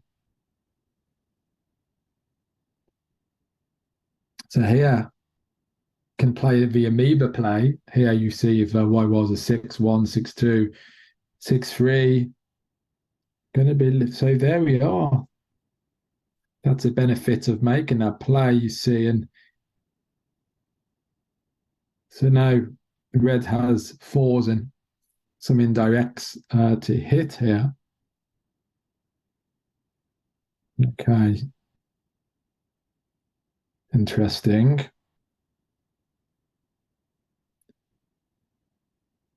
So again, it's just so hard to double this position now that the 6 point is open, just because Ricardo can just enter so easily from the bar. And again, we still have the situation of those three checkers stuck back on a 23 point that really need to get moving. So 6-5 is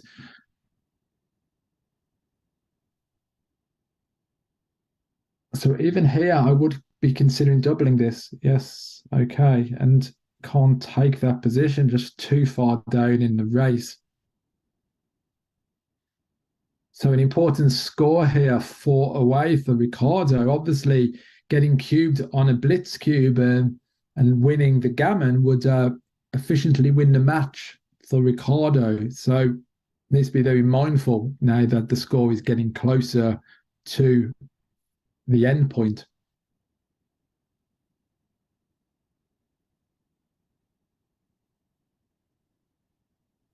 So we can see that 9 away, 9 away, 4 away.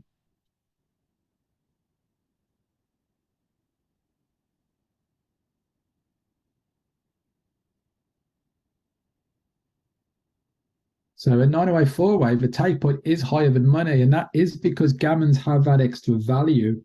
You can see that the gammon value is slightly above money at 0.6. So even though there is a match lead there, the doubles can come earlier because of a raised take point. So certainly,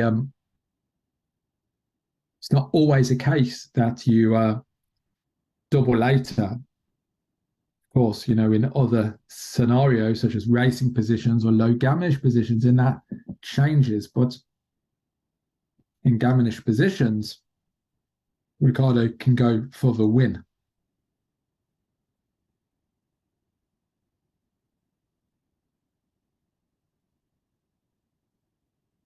So we've got 77 viewers here. I'm trying to check the comments as and when I can, keep focusing on the match. 5-1. Steps up.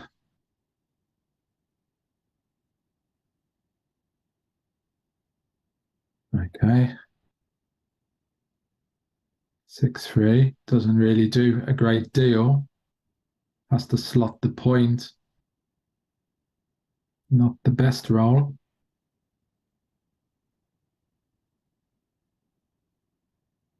3-1. So he hits with a 3.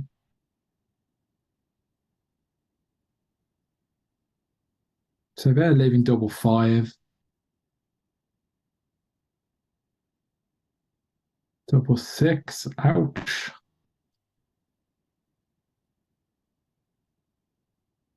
2-1. Comes forward and brings one down. Okay. 5-6 and 3s and 1s. Dances.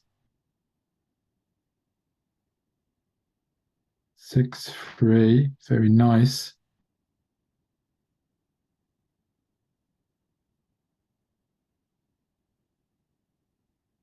So again, this is quite interesting as well with a rack formation, 4 back behind it. The gammons are obviously on. So white hits.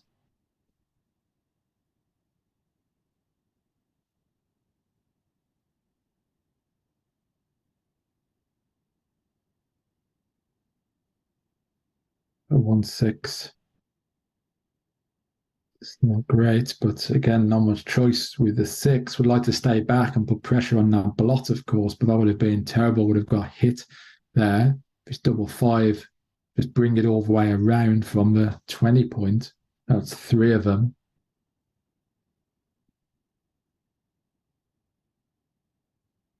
Okay, I'm not sure. So nice hits with a 3, covers with a 4. Very good.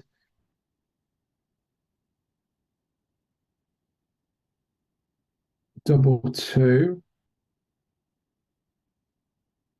Makes for bar. Has a 5 prime.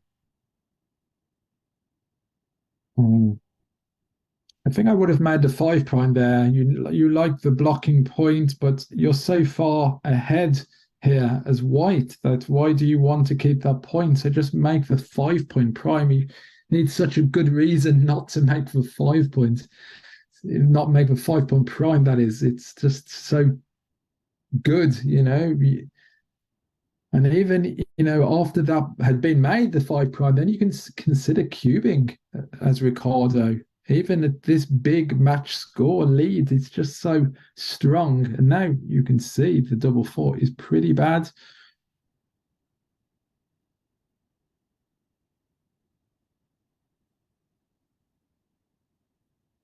So now red really wants to contain this checker to the best possible, just find a way to stay back, contain, hit, get control of the outfield. So double two is not good either. So those two checkers on the eight are going to have to come in. No real choice. And then play into the 2 point. So interesting.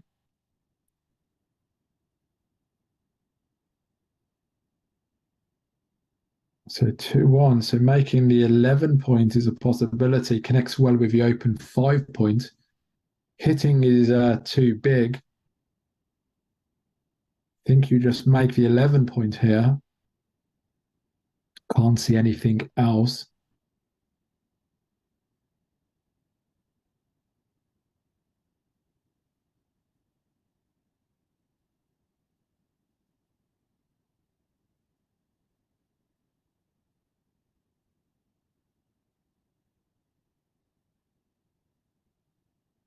Well, this gives you a few more numbers to make the bar.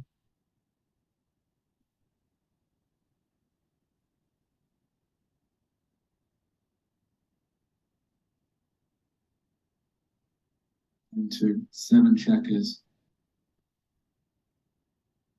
4-3 escapes. So that worked out quite well. Now, ones and threes to hit. Okay, 1 makes a 5 point. Then slots the bar, I think. Leaves some shots, but really need to contain that lone checker. Stop that escaping. Nice play there from Misja.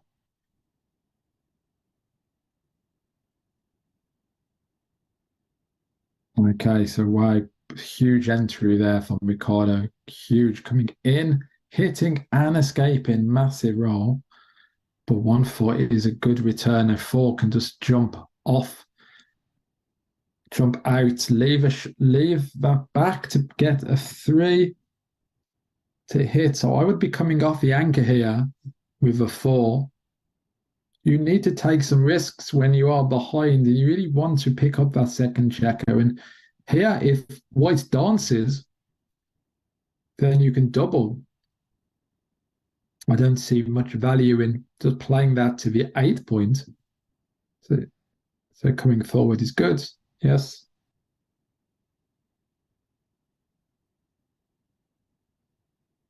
Okie dokie. Now what? 3-6. So again, very good. Comes in, but can't hold that for long. Gonna break that with 6s. Staying back there. So now 4-2 is brings that up, of course. Yes, staying back there for some shots. 3-2. Not fantastic. But of course, there are so many shots that are going to leave. So playing them all for 2 there. So 6-5. So here you can bring another one out, or you can just make the 2 point, which looks right, strengthen the board.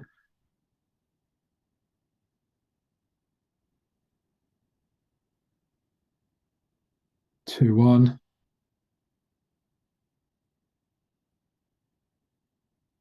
Double 3, I guess. Such a good roll. Gosh, Ricardo, I think the luck is swinging in his favour somewhat. Nevertheless, anything can happen.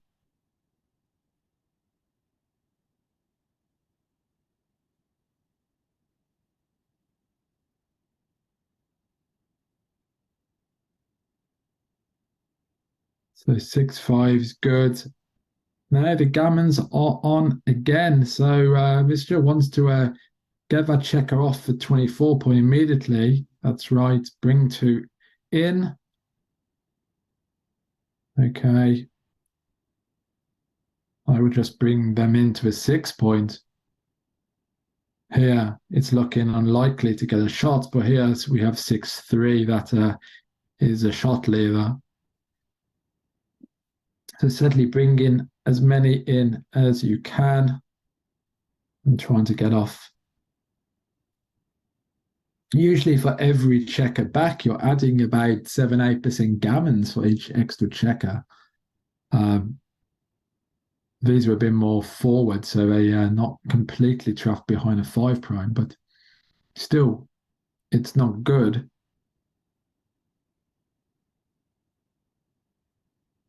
So, of course, Ricardo's playing on here because the gammons are just so high.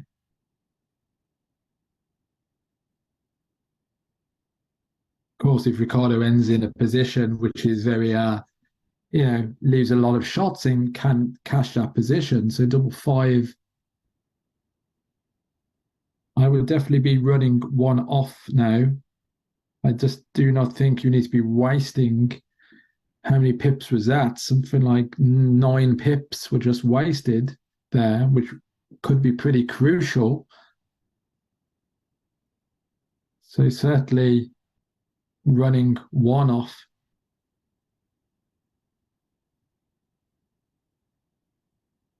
So 6-4, very nice. Runs 2 quadrants.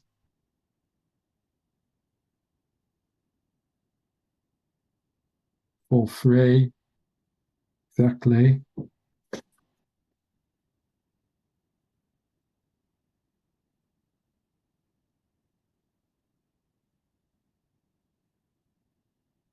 So decided whether to bring that 2 in. Looks right to me. There are some shots here, of course, with high numbers. I wouldn't be cashing this. So the gammons have reduced quite a lot now, so it may be a cash because the gammon is pretty much saved. So why take the risk of rolling something like a 6-5? And here, of course, getting hit is not very good, but that's been missed, and now you can cash the position. Okay, so I think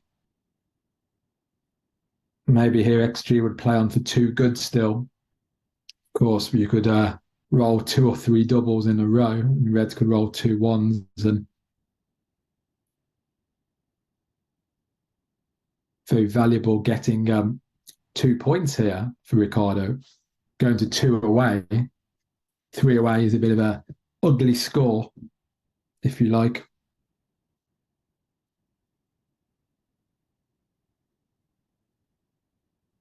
Okay, so this has the cube.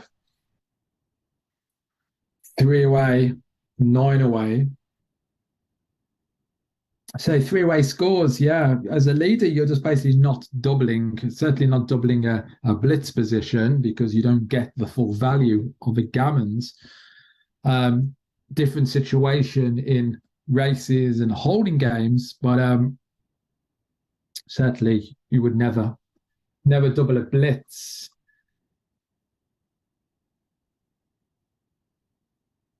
So it's not over until it's over. That's for sure.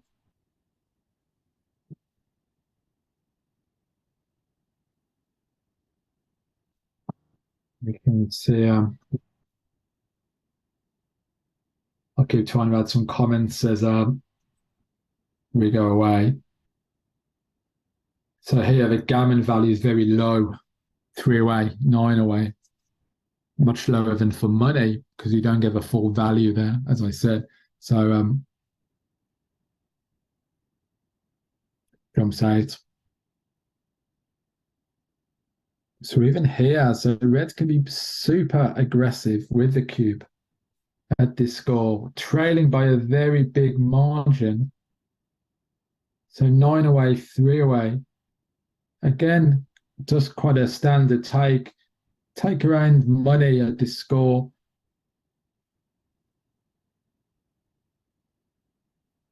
So double one, great follow up. So now Really, it's huge here. Winning a gammon, even though the position isn't that gammonish yet, would be a big swing. And those three sixes just keep on flying. So Ricardo just hits ropes, bounces straight back up, keeps going. That's what makes backgammon such an exciting game. Those highs and lows, and anything can happen. That's why we all love it. Gets our heart racing. So 5-6. Interesting. So deciding we have to split to the bar. Not a bad idea. Certainly, this is another idea of fighting for contact. When you've got a stronger board, you want to invite contact. So here, white could hit twice. It's definitely an option. But do you want to hit twice when you're outboarded 3-1? That's the question you have to ask yourself in this situation. That getting hit with a cube turns, not so great. Makes a hit anyway. I think whatever happened, you were going to leave shots. So looks right. 4-5, 2 in. Would have preferred to hit, of course. And 3-4. Now pick and pass. So once you've slotted the ace point, then you want to make it often the right thing to do. Not to leave a blot there. You just simply remake that point. So 4-2, hitting, got a hit. I think with those two buried checkers there on the ace point, I would certainly be hitting with the 4. You're down in the race. You simply want to attack. You've got a better board. Just make the attacking play there. Don't worry. And even here, we just see so many returns, such as that one.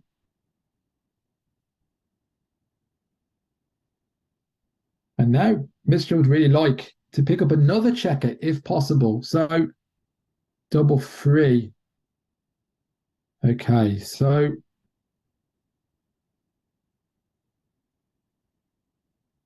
here we can see we can make the 10 point and block the 6s there if Misja decides to make the anchor. Also playing down to the 3 point because there's 5 checkers there on a 6, so it's putting them to good use. So it makes a blitzing play here. I'm not sure I like the blitz so much. Just leaving yourself really vulnerable to getting hit back with a lot of numbers. And of course, there is real gammon threat. I know the cube is turned, but even winning 2 points and getting to Crawford is just super strong. Of course, the efficiency is not just winning the match, but also taking to Crawford where the cube is out of play. So 6-1. So making the bar point looks good with a 6. And then how do you play the 1? Here you can see that white has a stripped 8 point. So hitting exposes a checker. So maybe slotting 6-5 looks correct. Exactly. Not bad. Pretty good. 5-2. Make the bar and slot the 4 point. Looks correct.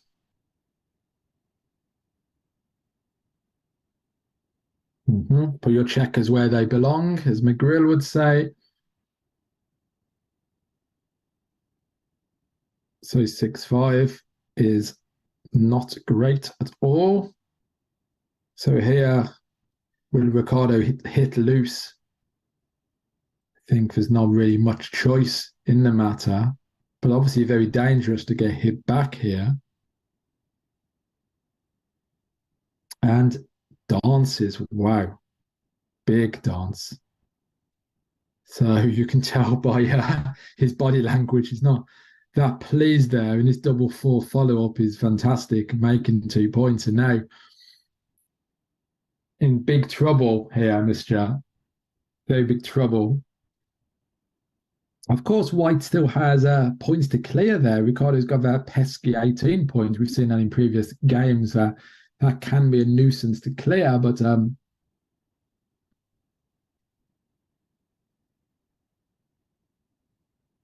okay, so it does enter, but now hitting with a two is very risky. But what else can you do? I mean, you don't want to play 6 to 4. You don't want to play 4 to 2. So White comes in and hits.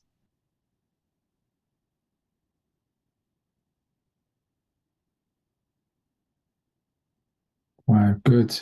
Excellent. Well, making that anchor was absolutely crucial there for Misja. That's definitely brought down the gammons by a lot. So 5-2. How do you play this one? Slightly awkward number. You can make the bar with you can make the mid with fives, but then how do you play the two afterwards? That's a question. So you make this point instead. Mm-hmm. Do leave good sixes and ones to hit back. So you hit with a one.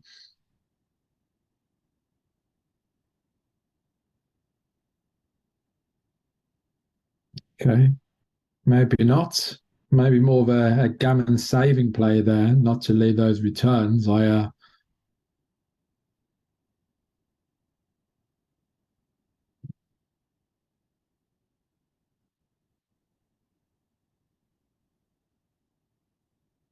where are we?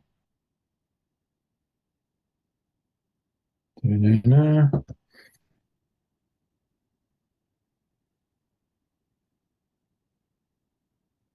So we're seeing a lot of games on the same theme. A lot of these holding games with multiple points that are stripped in the outfield seem to be quite commonly appearing.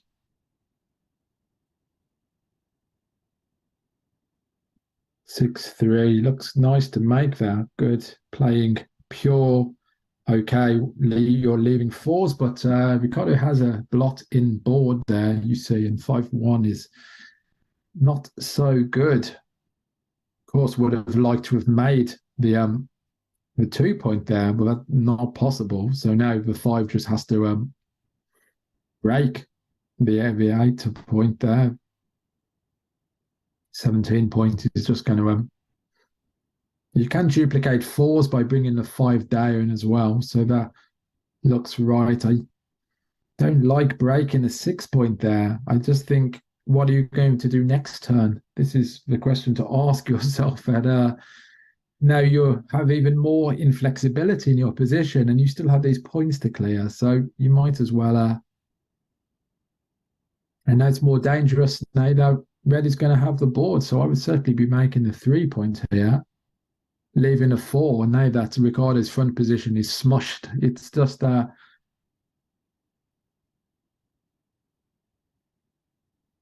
hmm, I like making a 3 point here. And then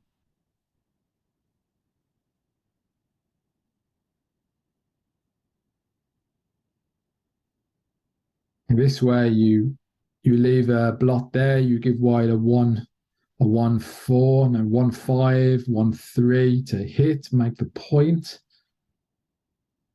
Not sure on this play whether this spending some time to think about it.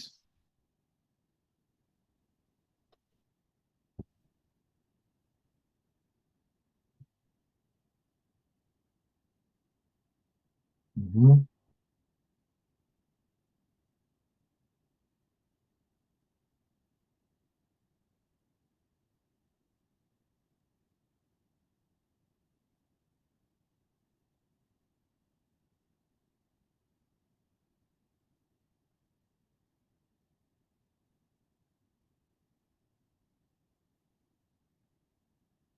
Okay, so taking a lot of time to think about this play.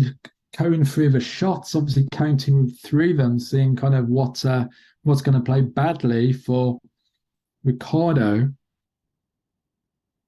I would certainly prefer the better board here, having the 5 point board. And I mean, really, I don't really mind being hit with a four unless Ricardo rolls a four through a 4-6. Definitely calculating. Okay, so makes his play interesting one to look up afterwards to see what's correct.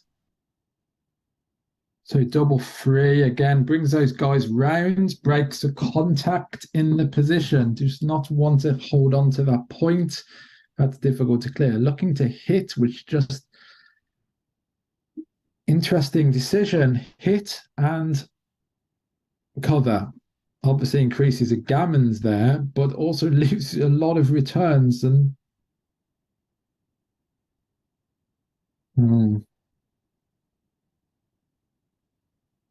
I think here you leave 3-4, you leave 6-1, you leave 6-4. Some fours are duplicated there, but still it's a lot of shots. I think I would have just played the double three around. Okay, unfortunately, so 3-4 hits, no?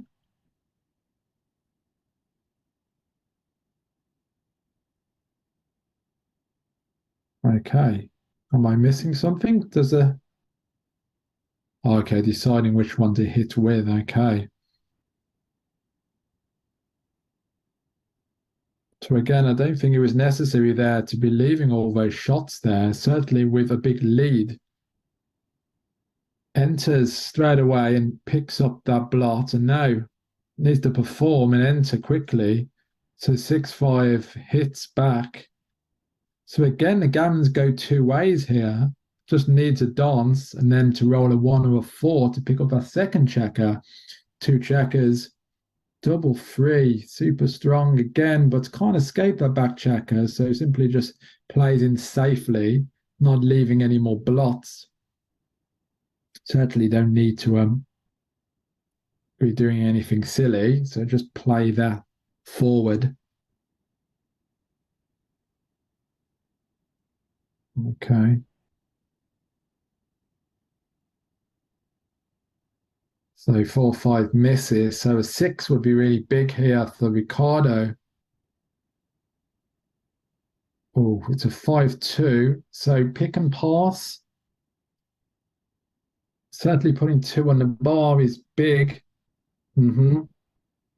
Does not like that big stack of checkers on the ace point, but still too good to turn down.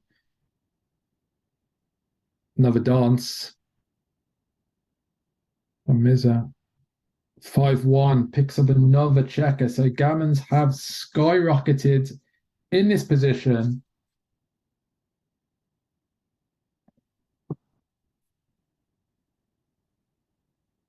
So Misja is really hoping for something special here, or this all could be over. Does have the safety of the anchor, and Ricardo does need to get that checker around safely, not leaving any double threes, double sixes, things like that. Needs to be thinking carefully about any jokers that may be rolled just to turn the game on its head. But certainly just once safe. So okay. So obviously a bit worried about the double six and stuff, but you're not going to hit here because you don't want to get hit back. So back goes to that point and that creeps up.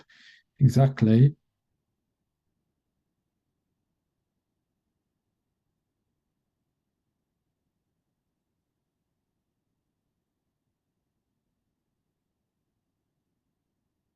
So 5, very nice. Good distribution there. So no shots coming here with that structure. Or actually double two. No, double two just plays just about. So Again, we see another situation where Misja is just desperately trying to save the gammon, but here the gammons are just so high for Ricardo with so many back. He must have 60, 70% gammons probably here. Um, that it is looking very unlikely. I mean, Misja has tried to come back into the game, into the match at several points, maybe been a bit unlucky at times, but certainly kind of fought, well. Um, both players have made a good effort there. Let's see. So here we can see that there are some bad rolls here, like 5-2, 6-2, 4-2, double six, double five, double four, double three. Okay, so just super safe. No need to take any risks here. So that's right. You just stack up, get off some of the bad rolls. Absolutely no need to take any risk whatsoever. But gammon is pretty assured unless he rolls one of the doubles and leaves a shot. So anything can happen. Okay. Okay, gives himself a good 1 and 2. Okay, what's he thinking about here? No.